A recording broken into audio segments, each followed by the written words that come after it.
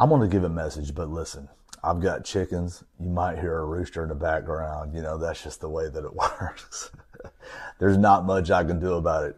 You know, I love my farm, but sometimes, man, it's loud, you know, and you're not going to stop it.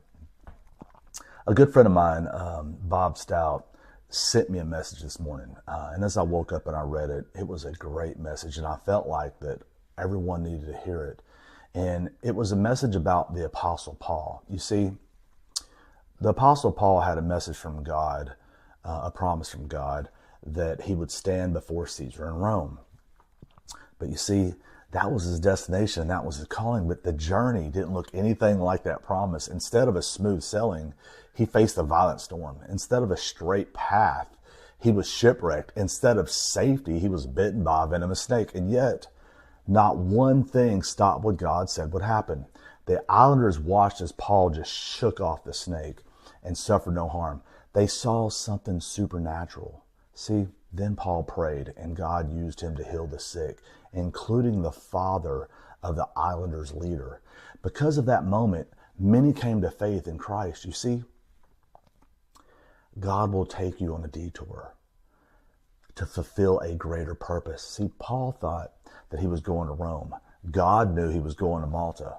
Sometimes you're walking through a storm and you're thinking, this doesn't line up with what God promised me. But the storm is not the setback. It's a set up. The shipwreck is not a failure. It's a positioning. Even the snake bite couldn't cancel what God had spoken. In Acts 27:28, God promises still stood even when the path got painful. And there's where it hits home. It's not just about you getting to your destination. It's about who gets touched along the way. You see, there are people on your detour that need your faith. There are people in your storm that need your encouragement. There are people watching how you handle the bite.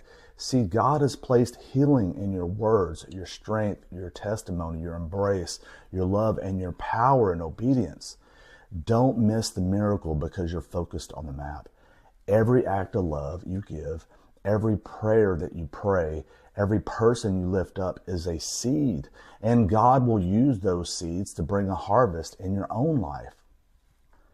Listen, if God said Rome, you're going to go to Rome. No storm can cancel it. No delay can stop it. No attack can override it. What looks like a detour is actually a divine direction. Stay faithful in the storm and watch God use your journey to change lives, including your own.